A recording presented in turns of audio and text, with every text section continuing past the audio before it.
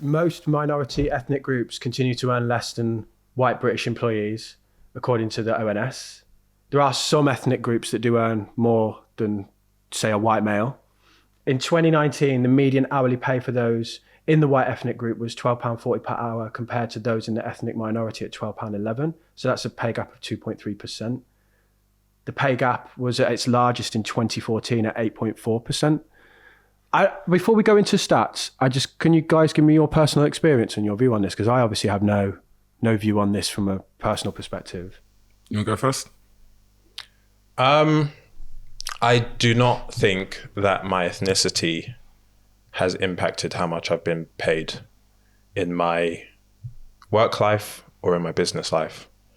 And I've never actually said this like outwardly before, but I even think that in my business life, it helps me because I'm working in an industry that's not full of people that look like me.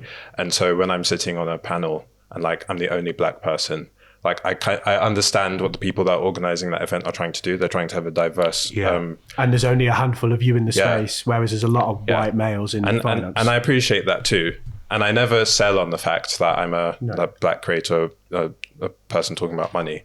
But I would say that in some senses it's helped me. But I will be honest, that 2.3% gap is a lot smaller than I thought it would be. Yeah, 100%. Because if I think, so that's just me talking about myself, but if I just look at the people that I know, if I just think anecdotally, I would have expected that gap to be a lot higher. What about you, T?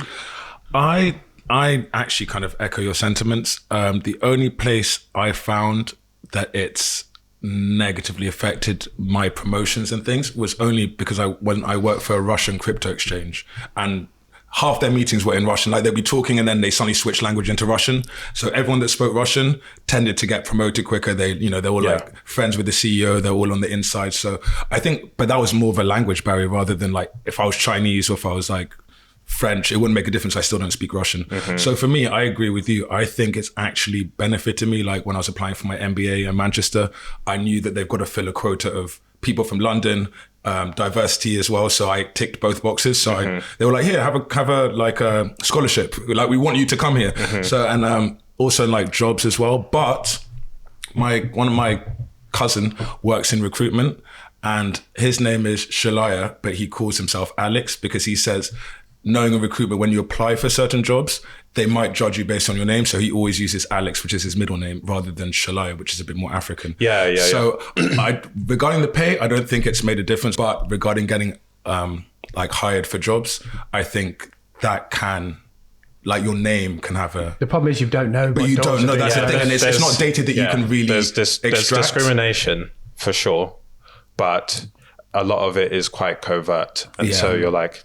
Did I not get that? And that kind of messes you up a bit more. There's sometimes when you want it to maybe be a bit more overt, it's going to be like, okay, fine, they're kind of discriminating against me. It's also compulsory to note that unlike gender pay gap reporting, which has been compulsory for companies of over 250 employees since 2017, ethnicity pay gap reporting isn't.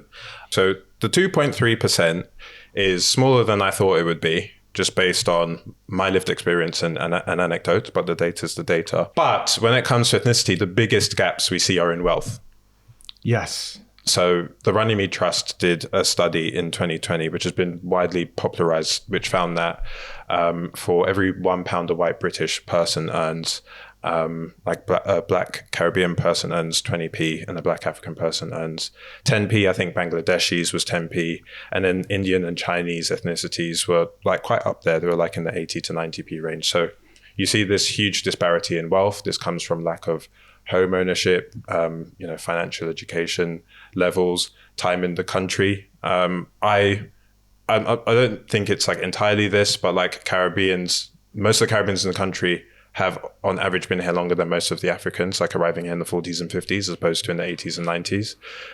So that's more time to build up your pension and stuff. And then of course, there's kind of like the discrimination aspect that we spoke of as well.